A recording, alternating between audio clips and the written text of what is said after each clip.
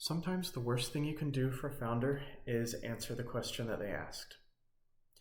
A client once asked me how to help his mother become a better salesperson. That was a pretty easy question for me because I spent years training salespeople, so I knew exactly where to look. Lead volume in conversations, confidence in selling skill, objection handling, follow-up, conversion, overall performance. There were plenty of legitimate ways I could help her improve. It was tempting to simply answer his question, but I suspected we were about to become very good at solving the wrong problem. So I started asking questions that had very little to do with sales. Did she actually want the job? Could she realistically succeed in it? Did he actually want her there? What were they really trying to accomplish through this arrangement? What would happen if he simply gave her the money every month? That got us considerably closer to the truth. His problem wasn't really sales. He was just caught between what the business needed and a story about what being a good son required. His mother needed financial help and he felt responsible for providing it. He couldn't comfortably afford to simply give her the money every month. Once that happens, you have a conflict where you have to keep in mind we're not solving the problem that we think we're solving. So hiring her as a salesperson appeared to solve both problems. She'd have an income and he'd have another salesperson.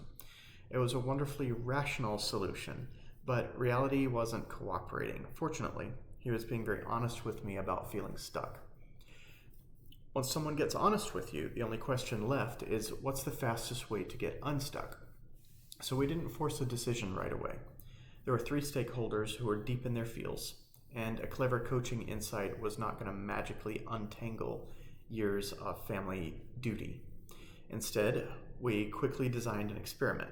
We established clear expectations, measurable KPIs, 30-day window, and then I became the scapegoat, introducing new methods and expectations to his mom, which gave him some emotional distance if the results eventually required a change.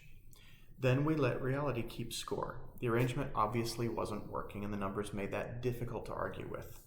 The evidence finally gave everyone enough room to stop pretending that it had to work, though the transition wasn't remotely pleasant.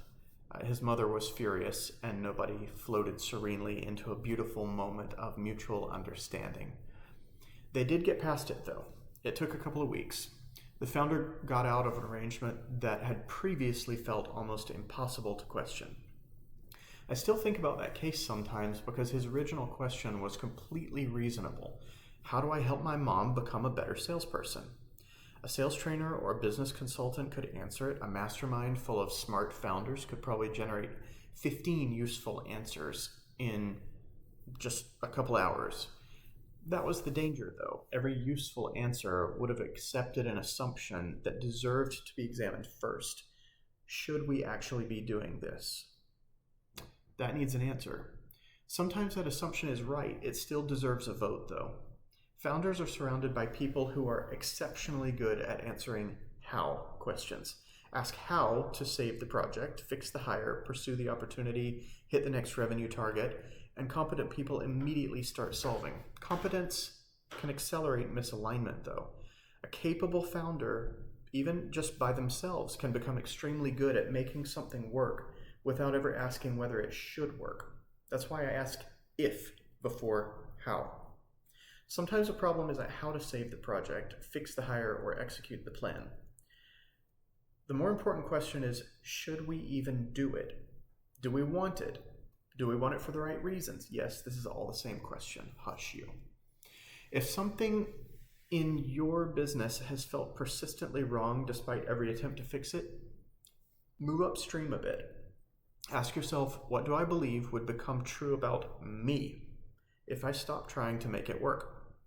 The answer probably won't have much to do with strategy. If you've got one of those situations right now, give me the how questions you keep trying to answer. I may have a different question for you.